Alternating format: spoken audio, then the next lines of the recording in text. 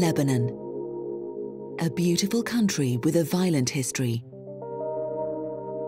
Between 1975 and 1990, more than 150,000 people were killed in the civil war.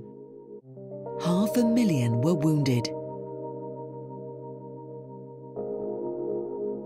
We're on our way to the village of Sidikin to meet Hassan Balhas.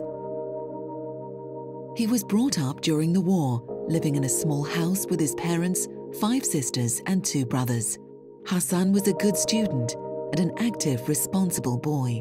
After school, he would join his father in the fields, helping out with the cattle and the tobacco plantations. This is a new house right now because it's destroyed in 2006. But we can see something still existed. You see that tent of the graves, there's still some of it. This one, you see, it is the same one there, but the house has changed.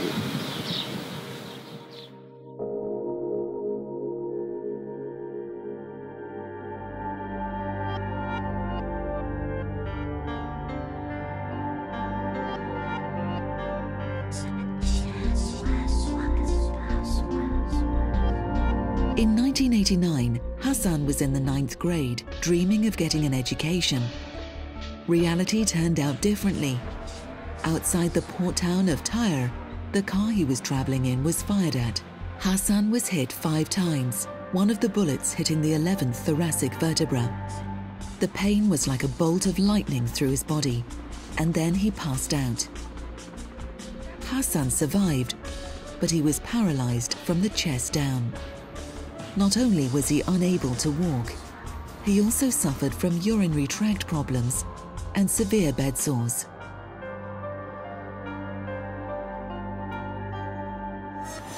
I was looking for a way that to urinate with it. So I got tired of the condom because of much problems that it makes to me. And I got tired of the fixed Foley catheter inside the bladder all the time. So there must be a way to urinate well. For many years, things had been very tough.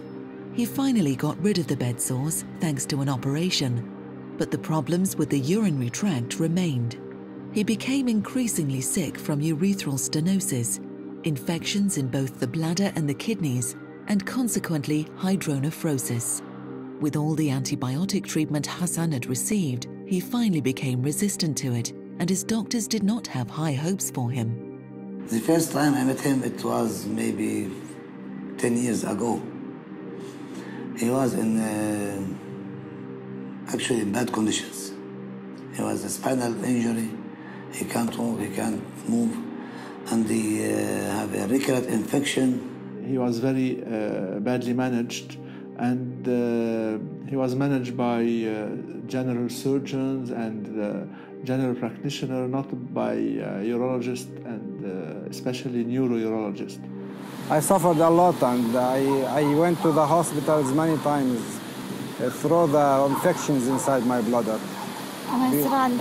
Because with the condom, I have to press on the bladder to let the urine get out.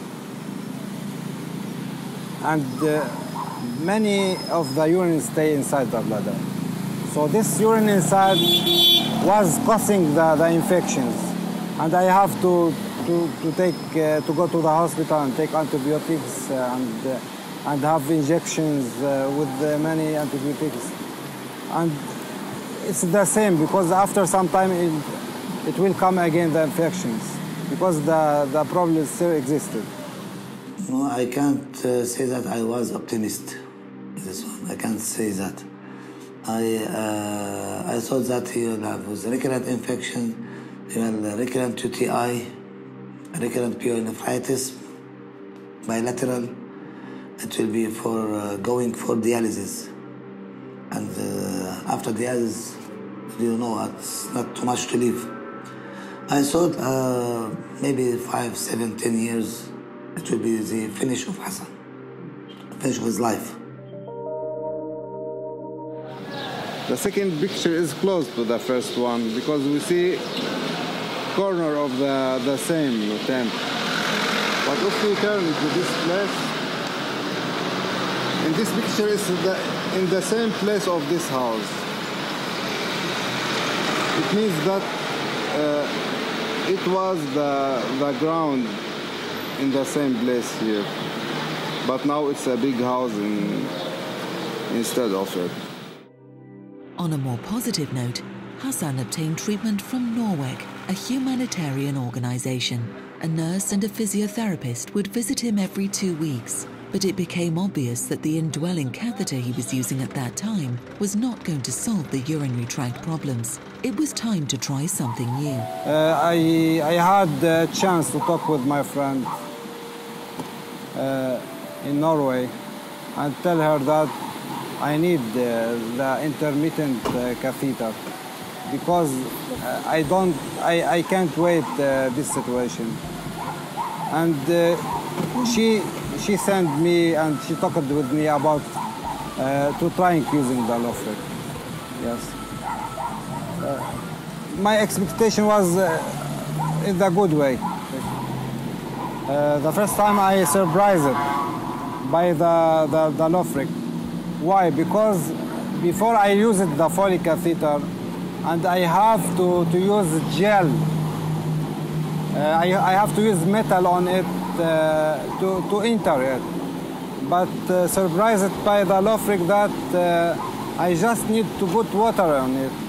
I don't need to carry the gel with me and to use it. So it was it's very important that with the LoFric that I just carry the water.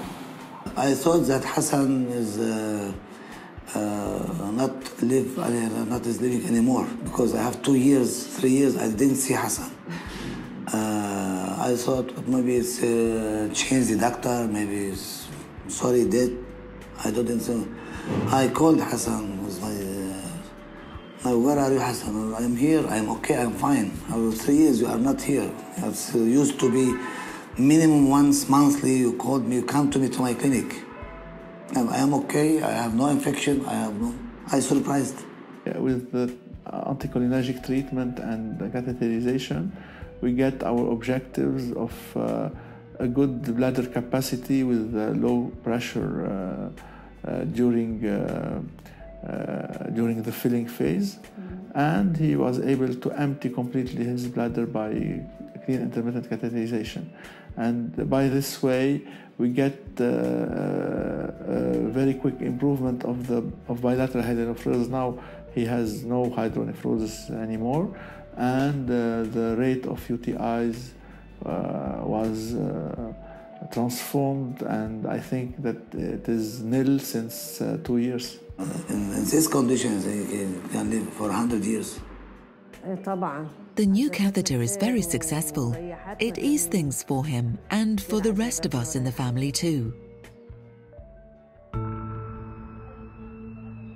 The LoFric catheter has a hydrophilic surface, meaning that the catheter has low friction when inserted. This is maintained when the catheter is withdrawn. Thanks to LoFric, Hassan was able to completely empty his bladder by himself. His health quickly improved and he became much more independent. By then, he had already met Maryam at a friend's house. They soon became inseparable, and thanks to LoFric, they were also able to have a love life.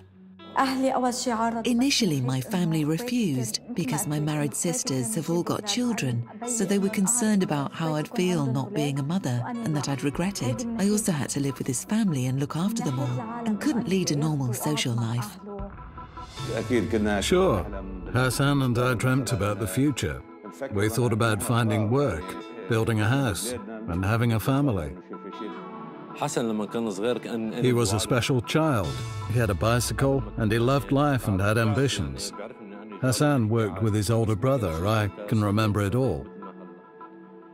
After the accident, Hassan couldn't cope anymore and just stayed at home. This meant that we became closer friends. And we had the chance to sit and talk to him a lot. We enjoyed his company and learned a lot from him, as he's older than us. He gave us lots of advice, and he taught us a lot about life. Hassan is grown up, loves life, and is strong-willed. For example, he studied the English language just so that he could talk to Norwegian friends. Another example is that he decided to do something with his life. So he studied electronics and started to fix TVs and radios. He adjusted his car to make it possible and easy to get around. Now Hassan is married, building a house and waiting for the birth of his baby like any normal person. He is a really responsible, special man. His place here is special. It's where we used to sit and talk about life and the future. The idea of marriage was difficult, and many people refused. The family, neighbors living around us. Maryam had struggled. We were very much in love, and she wasn't affected by the opinions of family and other people. And of course, I supported her. Everyone, neighbors and family stood against me, but I wanted Hassan, and no one could stop me. I can't tell you how much love and happiness there is when I see Hassan and Maryam together. Maryam is ideal for Hassan. Her soul is made for him. They are happy together. She calls him my heart, my darling, my soul, my love. Always loving words. Hassan is respectful, polite and kind. He loves his family and people. He has so many good personal qualities. He is also nice looking. I love everything about Hassan. Hassan and Maryam were married in 2010. It was a dream come true for both of them. But there was more to come. When we met the happy couple in the spring of 2011, Maryam was pregnant with their first child. Before I met Maryam, I didn't think about marriage. And when you don't think about marriage, how can you think of children? I had this idea that I'm handicapped and cannot have children. So we waited 1.5 years before we decided to do something about having a baby. We tried and succeeded. I didn't expect to be an auntie. I never even gave it a thought. Because he now is a different man. And it was very good news that his wife is pregnant. It's very nice news. The most important that LoFric has changed my life is the sexual life. LoFric really, it was the best gift for me is that I'm able to make love with my wife in the right way. This is our dream, is living here.